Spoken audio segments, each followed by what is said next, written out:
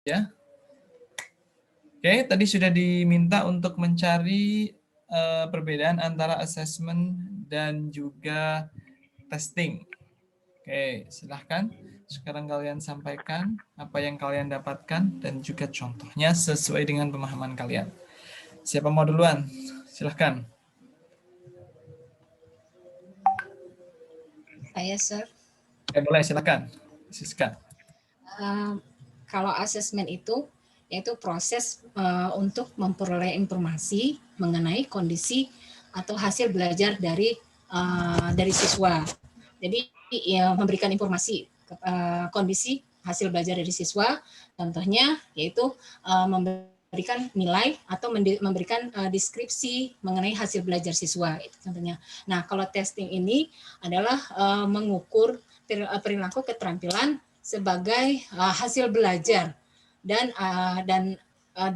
dengan memberikan beberapa pertanyaan. Nah, contohnya yaitu apabila sudah melakukan pengukuran perilaku keterampilan lalu memperoleh menjadi nilai. Jadi contohnya berupa skor atau menjadikan nilai gitu kalau menurut saya, Sir. Contohnya dalam kelas bahasa Inggris seperti apa? Contohnya kalau dalam kelas bahasa Inggris, kalau penilaian testingnya ya hasil dari belajar gitu, Sir. Gimana Bu? Ulangi yang untuk assessment-nya seperti apa? Mana yang misalnya assessment ini, testingnya ini gitu. Kalau untuk dalam bahasa Inggris, assessment itu seperti hasil belajar penerapan hasil belajar dalam dia pengetahuannya gitu, nanti pengetahuan. Nah, kalau misalnya tesnya itu dalam penilaian hasil skor pencapaian pengukuran kedapatan penilaiannya seperti itu. Itu menurut saya. Oke, terima kasih. Yang lain selanjutnya silahkan. Dari Anissa, Sir. Iya, boleh. Kalau untuk assessment itu adalah penilaian. Contohnya dalam bahasa Inggris, guru bisa memberikan semacam portofolio seperti yang Mr. Umam pernah lakukan. Di portofolio itu guru dapat melihat bagaimana perkembangan dari si murid tersebut, apakah dari awal sampai akhir pembelajaran hari itu murid itu dapat memahami materi dengan baik atau tidak. Kalau untuk testing, menurut Anissa sih tes itu adalah alatnya untuk melakukan penilaian. Berarti jadi bedanya apa? Sama atau beda? Jadi bisa juga guru bertanya. Beda. Jadi kalau tes itu lebih alat, jadi kayak ujiannya gitu, Sir. Kalau assessment itu untuk penilaiannya. Bentuknya assessment berarti? Gitu. Bingung ya. Oke. Assessment itu bisa contohnya portofolio. Dari portofolio atau membuat diary. Oke, kemudian kalau yang bentuk tes contohnya? Tes itu seperti pengadaan ulangan harian gitu. Ulangan harian, oke. Terima kasih. Yang lain mau menyampaikan sesuatu? Sama aja. Kalau saya sama kayak Nisa. Kalau misalnya tes itu kayak bentuknya tuh digunakan untuk kayak soal-soal pilihan ganda, esai kayak gitu. Tapi kalau misalnya assessment itu lebih ke wawancara, observasi, memberi kuesioner gitu. Oke. Kristiantini tadi mau menyampaikan sesuatu, silahkan. Kalau menurut saya kalau testing itu kayak seperti ujian yang misal untuk pemahaman grammar yang di simple present gitu. Kalau nggak di tes kayak teks deskripsi apa cerita gitu, Mister. Jadi kayak lebih spesifik tes itu. kalau assessment itu kayak rangkaiannya dari semua pembelajaran, dari kayak yang selama 1 semester gitu, Mister. Jadi kayak bermacam-macam tes gitu. Bermacam-macam tes jadi assessment seperti itu. Iya, kalau yang tes itu cuman kayak beberapa, kalau misal kalau habis mempelajari teks deskripsi, jadi tesnya itu khusus untuk deskripsi. Kalau assessment itu serangkaian dari 1 semester gitu. Kan ada teks deskripsi, ada tentang simple present dan lain-lain gitu. Oke, terima kasih. Bu Guru Anissa, coba disampaikan, Anissa Arum.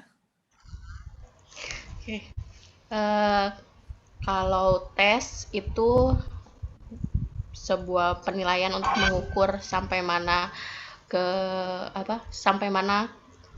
kemampuan dan pemahaman setiap siswa itu biasanya dilaksanakan setiap selesai satu pembelajaran gitu. Setiap pembelajaran biasanya ada tes. Kemudian kalau assessment itu kumpulan dari semua tes tersebut. Dari tes-tes tersebut yang telah dilakukan setiap selesai pembelajaran itu jadi sebuah assessment yang nantinya bisa digunakan untuk mengukur kondisi dan efektivitas selama pembelajaran, selama proses pembelajaran seperti itu. Apakah semua assessment itu tes kalau seperti itu? Iya. Enggak, jadi setiap tes itu bisa disebut, setiap tes juga assessment. Terus yang assessment yang bukan tes yang apa berarti? Yang assessment yang bukan tes misalnya kalau akhir semester nanti guru minta mengisi bukan kinerja misalkan minta masukan gitu dalam berupa evaluasi mungkin. Evaluasi misalnya diminta siswa untuk menilai apakah materi sudah sesuai pencapaian materi yang disampaikan sesuai tidak dengan materi ujian seperti itu. Proses belajarnya sudah bisa dinikmati atau membuat siswa nyaman atau belum, itu juga termasuk dari assessment. Itu berarti di akhir aja begitu? Enggak, jadi seluruh rangkaian tes yang dilaksanakan selama pembelajaran itu adalah assessment seperti itu. Ya, coba sebutkan satu yang bukan tes tapi assessment. Yang bukan tes tapi assessment. Kan seluruh rangkaian yang mana nih? Coba. Ini biar teman-temannya paham, kan Bu Guru kan sudah bergelut dengan anak-anak SMP dan SMA. Pak Guru Hanandio mana ini? Ada nggak? Bisa dibantu? Oh, belum masuk. Ahmad Akmal coba dibantu coba. Kan belum ngomong nih, Ahmad Akmal Ihsanur. Oh, ada juga. Akmal. Iya, Pak. Coba. Tadi kamu menyampaikan sesuatu. Ya, sebenarnya nggak jauh beda dari Bu Anissa Arum sih. Maksudnya dari tes sama asesmen tersendiri itu. Jadi kan maksudnya berhubungan yang terakhirnya nanti akan ada evaluasi. Jadi yang tadi Bapak bilang asesmen itu contohnya kayak gimana ya? Di setiap contoh misalkan ada di akhir semester itu kan biasanya ada penilaian dari setiap murid itu kan Pak. Setahu saya dengan maksud pengalaman saya sebagai murid juga kan biasanya kalau di sekolah saya itu ada misalkan setiap guru itu memberikan suatu saran untuk dari setiap siswanya. Jadi untuk masuk pendidikannya sampai akhirnya jadi ada tahap dari evaluasi, dari asesmen jadi evaluasi seperti itu Pak. Bisa nggak asesmen yang bukan tes dikerjakan ketika sedang pembelajaran? Halo Pak? Bisa, Mister. Suaranya putus-putus Pak. Bisa nggak ketika seorang guru melakukan asesmen ketika sedang proses pembelajaran, bukan di akhir semester? Bisa, Mister, kalau menurut saya. Misalnya gimana, Chris? Dalam kelas bahasa Inggris? Misalnya saat pembelajaran itu kita dapat melihat kayak kooperatif siswa dalam, maksudnya kayak yang tadi komunikatif, dilihat sama yang critical thinking-nya siswa saat proses pembelajaran itu bisa jadi asesmen dalam pembelajaran kalau menurut saya. Berarti apa itu satu kata untuk menjelaskan itu? namanya? Memperoleh Evaluasi, informasi, Mister. Pak. Satu kata saja.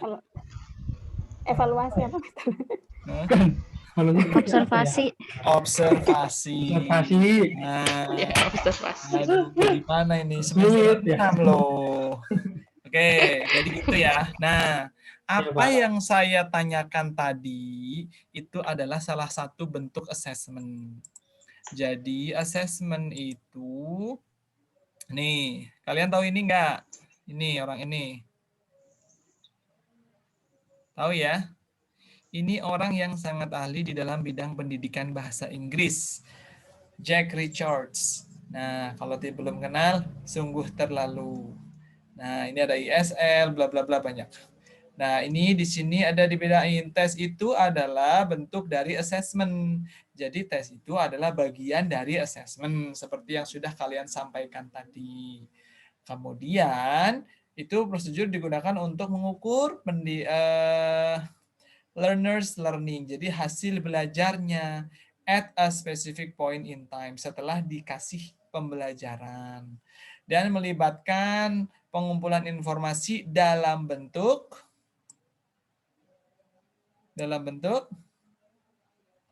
angka. Biasa angka boleh, huruf boleh. Biasanya berbentuk multiple choice, gap fill, atau cloze test. Juga, nah di kelas bahasa Inggris juga melakukan harus mengecek pembelajaran siswa itu untuk menentukan efektifnya pembelajaran atau tidak. Nah, sedangkan assessment ini prosedur untuk to do this yaitu untuk mengecek keefektifan pembelajaran dan juga material yang mereka gunakan. Yang biasanya bisa melalui interview, observation, questionnaires, dan melihat students work. Nah, interview di sini kan tadi saya tanya-tanya sama kalian tuh. Ini apa? Assessment itu apa? Itu saya sedang melakukan assessment. Saya sedang mengecek. Sebenarnya kalian sudah paham belum perbedaan antara assessment sama tes? Itu adalah bentuk assessment. Saya sedang melakukan assessment secara oral tentang pemahaman kalian. Tapi dari kegiatan ini tidak ada penilaiannya, maka tidak disebut dengan tes. Jadi assessment itu tidak hanya dilakukan di akhir semester, tetapi selama proses pembelajaran. Seperti halnya tadi yang disampaikan oleh Kristiantini, bahwasanya ketika sedang pembelajaran, gurunya ngeliatin, kemudian nyatet, oh anak ini ngomongnya banyak, oh anak ini aktif, oh anak ini diam saja. Itu juga sedang melakukan assessment. Nah, yang diam saja bagaimana cara supaya dia berinteraksi? Ya ditanya. Itu juga proses bertanya, itu adalah assessment.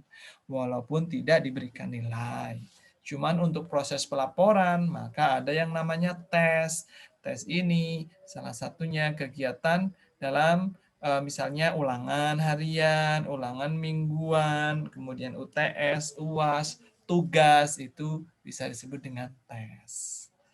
Nah, sampai sini jelas? Jelas, Sir. Ada yang mau ditanyakan tidak? Ada? Belum? Oke.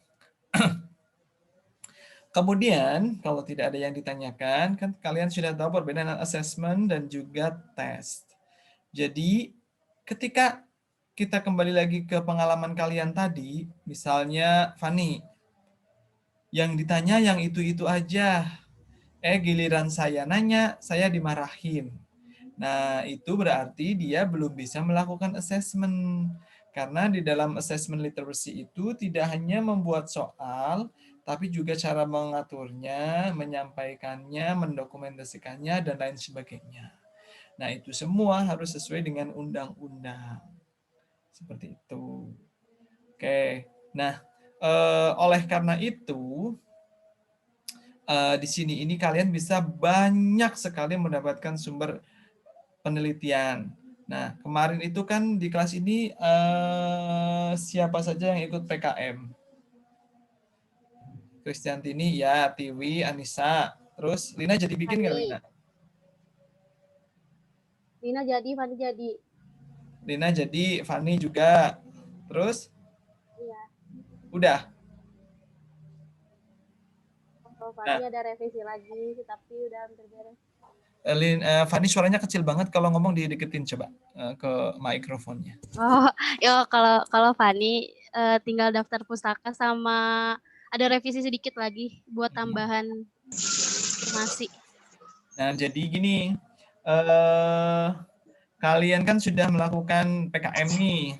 Nah, untuk penilaian di mata kuliah ini, saya berharap nanti ada kalian, kalau yang misalnya, kalian kan sudah semester 6, kecuali yang Bu Siska ya, Bu Siska kan anak konversi, jadi baru semester 2. Jadi yang sudah semester 6 ini, kalian itu kan ada mata kuliah seminar proposal skripsi. Nah, itu luarannya, harapannya saya memang tidak mengajar kelas kalian, karena saya sudah pegang kelas yang ini, jadi supaya saya nggak double, jadi saya bagi kalian itu dengan Bu Nuraini ya, kalau nggak salah kan ya. Nah, jadi kalau misalnya kalian tertarik, bisa mengambil topik tentang assessment. Nah, makanya di kelas ini nanti kalian harus banyak baca. Ya nggak hanya di kelas ini aja sih, di semua kelas juga harusnya banyak baca. Tapi bacanya jangan lupa artikel. Karena kan saya sudah mengenalkan kalian dengan artikel di semester kemarin di mata kuliah Academic Writing. Makanya kalian untuk mata kuliah ini dipegang sama yang lain, yaitu Bu Nuraini. Saya sekarang pegang untuk mata kuliah yang di kelas lain, untuk seminar proposal skripsinya. Nah, jadi kalau kalian luaran di perkuliahan ini nanti bisa menuliskan sebuah artikel ilmiah yang tentang assessment, maka nilainya A. Sama kayak di mata kuliah academic writing, tapi topiknya harus assessment. Nah, manfaatnya apa buat kalian untuk yang semester 6 khususnya, apalagi yang semester plus-plus, Dio sama Arum ini nggak tahu apakah sudah mengerjakan skripsi atau belum. Kalau belum bisa diperhatikan juga. Kalian kan semester 6 di mata kuliah seminar proposal skripsi. Nah, kalian ini kan luaran dari perkuliahan seminar proposal skripsi adalah sebuah proposal. Ketika kalian bisa menghasilkan sebuah artikel ilmiah di semester sekarang, itu bisa untuk diklaim di 2 kelas, yaitu di kelas ini dan juga di kelas seminar proposal skripsi. Itu kemudian bisa kalian jadikan sebagai skripsi nantinya. Jadi judulnya itu ya harus sudah mantap dari sekarang. Ketika sudah mantap dari sekarang, maka itu kalian sudah memenuhi syarat sidang skripsi, yaitu publikasi. Dan kalian bisa sudah berdiskusi, tinggal melanjutkan untuk penulisan skripsinya saja. Walaupun datanya sama, itu sebenarnya bisa dijadikan skripsi juga. Ketika kalian bisa nanti bisa diskusi lah dengan saya soal itu, mengemasnya seperti apa. Misalnya Kristianti ini kemarin judulnya apa Kristianti ini yang di PKM? Bisa disampaikan? Saya jadikan contoh nanti di sini. Tentang penerapan metode fonik untuk mengajar membaca teks bahasa Inggris pada anak autis. Oke, penerapan metode fonik pada apa? Metode fonik untuk mengajar membaca teks bahasa Inggris pada anak autis. Oke, pada anak autis. Nah, ketika seperti itu kan untuk mengajar. Mengajar itu kan di dalamnya ada kegiatan assessment. Ya kan? Nah, maka untuk judul PKM itu nanti untuk judul skripsi dialihkan, difokuskan ke assessment-nya.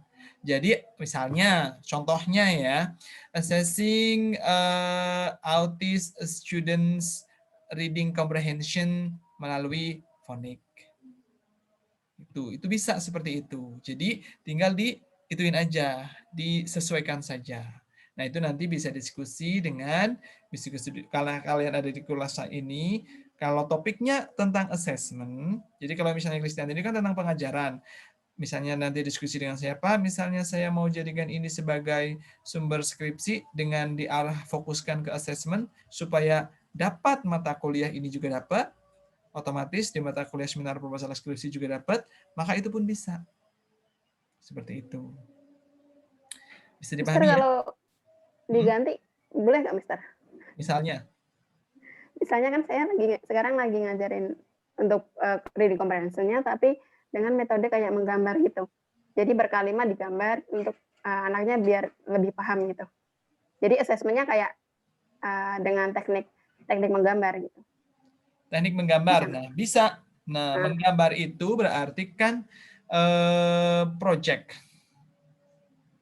Ya enggak? Nah, Ya. jadi ini tinggal di set, ketika di mata kuliah assessment ini, tinggal kamu set bahwasannya ketika menggambar itu nanti ada project-nya, yaitu menuliskan kalimat. Itu kan ya, kalimat atau kata gitu. Project-nya dia retell the story, Mister. Nah, Jadi misalnya ceritain apa melalui yang dia gambar. retell story itu juga bisa, melalui oral performance itu juga bisa. Ini kelas bahasa Inggris kan ya? Iya, Mister. Nah, jadi teorinya tinggal kita cari teorinya dari kegiatan itu. Misalnya dari Kristiantini ini kan, nah maka itu bisa masuk ke kegiatan authentic assessment. Itu pun bisa, karena salah satu authentic assessment adalah di mana peserta didik itu diminta untuk melakukan kegiatan yang otentik. Otentik di sini berarti mirip dengan yang ada di dunia nyata. Nah, ketika di dunia nyata, it's so complicated when I have to speak in bahasa Indonesia. Jadi kalau di dunia nyata, students have you can find any job in the real world, like for example there is a storyteller. Kan ada orang yang storyteller. Nah, jadi ibaratkan dalam settingan instruksi soalnya nanti, oke, hari ini kita belajar about storytelling. So you will have a job that your job you have to tell a story to your friends. Nah, jadi nanti ketika dia dewasa, asumsinya dia akan menjadi seorang storyteller. Gitu. Jadi kan di dunia nyata itu ada pekerjaannya, cuma itu diadaptasi, dimasukkan ke kelas anak kecil. Nah, jadi misalnya juga assessing students critical thinking through storytelling gitu. Itu pun bisa. Itu bisa diatur, nanti bisa dicari seperti itu. Jadi tapi ya itu kembali lagi. Kalau Kristiantini udah mantap dengan itu, sekarang sudah bisa mulai sambil cari-cari istilahnya teori-teori tentang ya storytelling. Cari aja kata kerjanya storytelling. Nah, ketika mencari sumber informasi ataupun artikel, carilah yang dari pilihannya Sinta 1, Sinta 2, atau Scopus. Sebagai referensi ya, selain itu jangan. Bisa dipahami, Kristiantini? Ya, baik, Mister. Terima kasih. Oke, yang lain ada yang mau ditanyakan? Halo? Judulnya apa nih kan ini kurang pas gitu. Suaranya nggak kedengeran. Kalau saya sama judulnya Padi, kayak Padi bingung, kayak harus diperbarui apa gimana nggak tahu. Emang judul Fani apa? Kalau Pan itu judulnya persepsi siswa terhadap konten pendidikan bahasa Inggris di aplikasi TikTok terhadap pengetahuan siswa selama pengajaran daring. Ada referensinya nggak? Ada, Mas, ada. Apa itu referensinya? Nah, jadi kalau memang mau di situ ya tidak masalah. Kan itu bisa ditarik tentang assessment tentang creativity. Kan nih, kalian sudah pernah lihat TikTok tentang Barbie parodi? Belum pernah lihat ya? Tahu yang pakai bahasa Indonesia bukan, Sir? Ya, itu kan creativity. Jelas ya. Jadi creativity itu, jadi yang penting ini, jadi gini, assessment itu bisa masuk di mana saja. Kan kalian tahu bahwasanya kalau kalian baca peraturan di pemerintah itu, kan harus ada 4C. 4C ini harus terukur. Nah, ngukurnya bagaimana? Itulah adalah salah satu assessment. Creativity. Nah, creativity-nya apa? Misalnya, assessing students' creativity melalui apa? Nah, itu bisa seperti itu. Misalnya, assessing collaboration atau critical thinking ataupun apa. Ya, itu tinggal dicari saja teorinya. Seperti itu. Nah, nanti di perkuliahan ini nanti akan ada dikenalin dengan berbagai macam ya teori-teori yang mungkin belum diketahui tapi sudah dikerjakan. Seperti itu. Apalagi bagi yang guru-guru, biasanya, wah ternyata saya selama ini sudah mengerjakan ini, tetapi saya baru tahu kalau itu teorinya adalah ini, seperti itu. Bisa dipahami ya sampai sini? Ada yang mau ditanyakan sampai sini? Mister, untuk publikasinya kan itu jangka waktunya kan lama ya biasanya. Cuman kalau sebelum akhir pembelajaran udah belum publish bagaimana? Tidak masalah, kayak kemarin, kayak waktu itu gitu.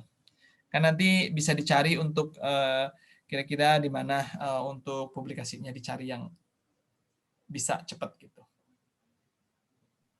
Ya baik, Mister, terima kasih. Oke, itu bisa diatur itu, Mah.